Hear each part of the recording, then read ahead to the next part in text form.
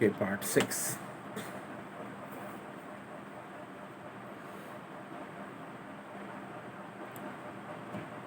बहरहाल ओलियारियों का ख्याल हर बार दुरुस्त साबित हुआ। वो चारों तरफ घेर लिए गए थे। अब वो एलियारी की अपनी हैसियत भी इस वक़्त की अहमियत बढ़ा रही थी और इसके कहीं ग्रुप फ़ोटो भी बनाए गए। सारी कार्रवाई में पौन घंटा सर्फ हुआ। इसके बाद वो वहाँ नहीं रुके। मोनिका की भूख चमक उठी थी। खाना तो खैर घर पर ही था।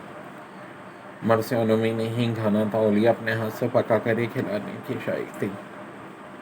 मेहमानों होटलों के हवाले नहीं करती थी। खाने की मेज़ तक पहुँचते पहुँचते मोनिका और इमरान कासिफ बेतकल्लुफ़ हो गए थे। लेकिन मोनिका पहले की निस्बत किस कदर सुस्त पड़ गई थी। वैसे इसका जहन भी शायद किसी और सी तरफ भटक रहा था। गुफ्तगू करते वक्त आंखों में ख्याल जहनी की कैफियत नजर आती थी। तुम तो इस वक्त कुछ ज़्यादा ही खाओगे।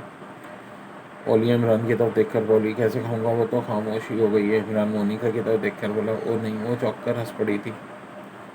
अच्छा तो फिर खा लूँगा।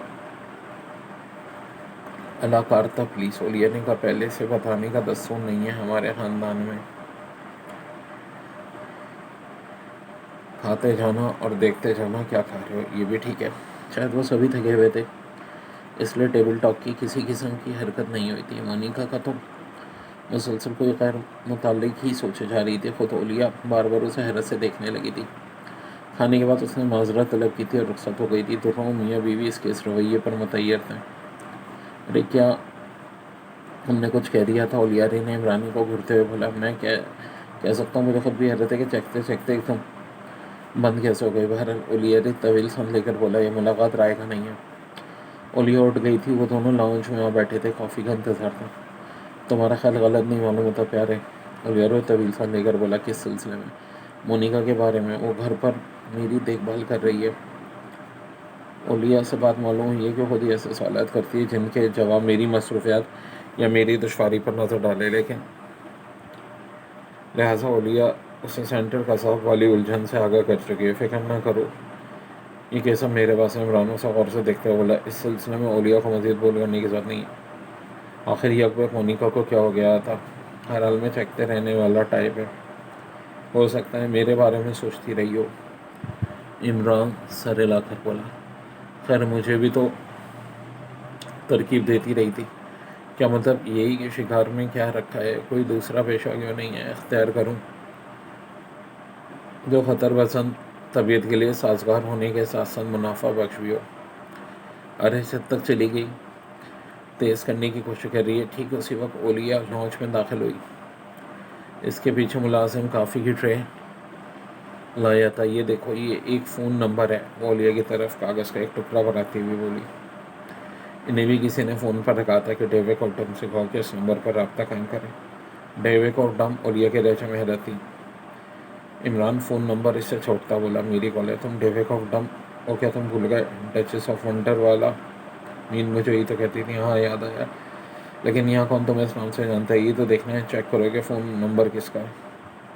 अभी लो। ओलियारी उठकर लॉन से निकल गया। ओलियारी खामोशी से इनकी गुफ्तगू सुनती रही थी। इसके जाने के बाद बोली। उठ, तुम डेविड और डम भी रह चुके हो। अब भी हूँ। इमरान फखरिया लहजे में बोले। डम क्या चीज़ है? कबीला भी और इलाका भी इसी नाम से मसरूम किया जाता है। जहाँ ये कबीला आबाद है हिमालय की तराई में ये जगह वाक़ है। तुम सचमुच अजीब व ख़ता ही नहीं। ओलियारी जैसे अक्लमंदों ने मेरी हैसियत बढ़ाई है, वरना मैं किस काबिल हूँ। मोनिका से क्या बात हुई थी?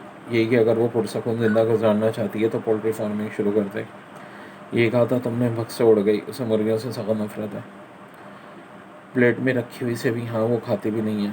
तब फिर इसका मुस्तकबिल मुझे तारीख नज़र आ रहा है। इतने में ओलियारी वापस आ गया और इमरान को अजीब सी नज़रों से देखता रहा। हैरत है वहाँ से तुम्हें कौन फ़ोन कर रहा है? या फिर ये समझ लोगे? वो कुछ कहते कहते रुक गया। ओलिया ने उसके लिए काफ़ी उठेल ली और माजरत तलब करके वहाँ से चली गई। शायद उसे एहसास हो गया था कि ओलियारी इसकी मौजूदगी में किसी किस्म की गुफ्तगू नहीं करना चाहता। अब बताओ। इमरान बोला। ओलियाडा जीन से आई थी वो कॉल। कोई ख़ास अहमियत इस इमारत की तुम नहीं जानते? इमरान ने सर को चुंबिश दी। हिप्पियों का एक बहुत बड़ा पड़ाव है। एक तरह की सराय समझ लो। बिल्कुल देव झांसी क्लब के इस चौबे मकान का नक्शा है जिसे वो अपने कागजात पर उठाए फिरता था। एक लंबी चौड़ी चार दीवारी है जिस पर कोई भूत नहीं है। खुले आसमान के नीचे वो सब पड़े रहता है। तो कोई मालिक होगा सराय का। है क्यों नहीं? वहाँ के अमले ने अपने लिए खैमे लगा रखे हैं। अच्छी बात है, मैं कहीं और से फ़ोन करूँगा, तुम्हारा फ़ोन इस्तेमाल नहीं करूँगा, तुम्हारी मर्ज़ी। लेकिन बोले यार उसे मुझको नज़रों से देखता हुआ बोला, सच से बताओ तुम क्या यहाँ आए हो? ये सच में उसको कोई बिजनेस ऑपरेट नहीं कर रहे? मंशियात का इमरान ने आंखें निकाल कर कहा, फिर क्या सोचा ऐसी सूरत में? और वो दोनों कह दिए जहन्नुम में जाए, उनका शेयर करने करो, मुझे कोई दिलचस्पी नहीं, बल्कि मेरा तो मशवरा इनके ज़रिए इनके दूसरे साथियों को भी पकड़ के बंद करा दो और इस वाक़े की खूब पब्लिसिटी कराओ, यही मुनासिब है। वरना जब से तुम मुझ पर शोभा कर रहे हो तो फिर आखिर ऑनरेबल का ज़्यादा तो पता नहीं क्या समझेगा ये कि तुम्हारे दूसरे स्मगलर वाले पुष्पनाई कर रहे हैं जिनका सरबराह शायद में हो। मामला उलझता जा रहा है। इमरान कुछ कहने वाला था कि औलिया ने अंदर आने की इजाज़त आई। आ जाओ। औलिया री जल्दी से बोला, कोई ख़ास बात तो नहीं है? ठीक है, याद आया। अंदर आकर बोली, फ़ोन करने वाले कहा था कि कॉल करते वक्त डेविड ऑफ डम का हवाला ज़रूर दिया जाए। मैं भी सोच रहा था कि ऐसे कोई हिदायत ज़रूर होनी चाहिए। इमरान ने कहा। उस पर औलिया री फिर चौंका, लेकिन इमरान के चेहरे पर तंज़िया से मुस्कुराहट देखकर फिर समझ लिया। इमरान ने बाहर निकलकर थाना बाजार की राली एक ड्रग स्टोर में कॉल का टूरिस्ट को पिन दे करके बुला दिया। जेंस के नंबर डायल किया। हेलो, दूसरी तरफ से आवाज़ आई, डेविड ऑफ डम। इंतज़ार फरमाइए जनाब, मैं तिल्ला भिजवाता हूँ। शुक्रिया। ये डेविड ऑफ डम कहाँ होता है जनाब? दूसरी तरफ से आवाज़ आई। तुम कौन हो? इमरान ने गुस्से में कहा, मैं बेलाडिया जींस का टेलीफोन ऑपरेटर हूँ जनाब। दरअसल खोजी तबीयत पाई है मेरी थाने में, जहाँ डेविड पाए जाते हैं और डम नाम की कोई जगह नहीं है, माफ़ कीजिएगा। मैंने कभी किसी टेलीफोन ऑपरेटर को बकवास करते नहीं सुना। दूसरी तरफ से दबी आवाज़ में हंसी की आवाज़ आई। फिर कहा, क्या वो लोग आ गए हैं जिन्हें आपसे गुफ्तगू करनी है? मैं सर्च करूँ, मैं मेलाडिया जींस का टेलीफोन ऑपरेटर हूँ, इसलिए मुझे ज़रा भी बराबर नहीं कि लोग मेरे बारे में क्या राय रखते हैं। बकवास बंद करो और उससे गुफ्तगू करने दो। इमरान गुर्राया। फिर दूसरे लम्हे में जेमसन की आवाज़ सुनाई दी और इमरान चौंक पड़ा। जेमसन उर्दू में कह रहा था कि योर मैजेस्टी, मैं आपके बगैर ज़िंदा नहीं रह सकता। तो फिर क्या ये तुम्हारी रूह बोल रही है मरदूद? क्या तुमने मेरा ताक़ुब किया था? आली जनाब, लेकिन इस वक्त आप ना मुझे पहचान सकेंगे और ना इस काले गलोटे को। बहरहाल मुझे बेहद तशवीश हो गई जब आप शलवारों के फंदे में फंसकर पुलिस स्टेशन पहुंचे थे, लेकिन जब आज शाम को पुलिस ऑफिसर के घर से आपको सही सलामत बराबर होते देखा तो जान में जाना ही। सवाल ये है कि तुम मेरे पीछे आई क्यों? ये इत्तला देने के लिए कि इसी कल्लूटे की तरह अब ये मोरो जलूई आपकी जुदाई बर्दाश्त नहीं कर सकता। जैसी कबाड़ खाने में हो कि वो, जी हाँ, फ़ंड ज़्यादा नहीं थे। इस खबीस को भी एक आध बोतल अपनी जेब से पिलानी पड़ती है। वैसे तुमने अभी तक मेरे सवाल का जवाब संजीदगी से नहीं दिया। देखिए, किस्सा दरअसल ये है कि गलूटा मुतमईन नहीं था, बार बार कहता था कि मेरे बॉस पर पीछे से हमला ना हो जाए। लिहाजा मैं इस बार इसका कहना नहीं मानूंगा। हम क्यों ना ताक़ुब करें। वो दोनों कहें, गालिबन वो भी अब आप ही की तलाश में होंगे। खैर, अब तुम आई गए हो तो फ़िलहाल इस कबाड़ खाने में पड़े रहो। फ़ंड भी तुम तक पहुंच जाएंगे। गालिबन हिप्पी होंगे, लेकिन वो कलूटा, इसका मेकअप देखकर आप भी दंग रह जाएंगे। पिछले दिनों में आपसे बहुत कुछ सीखा है। वो भी हिप्पी है, सफ़ेद बालों वाला।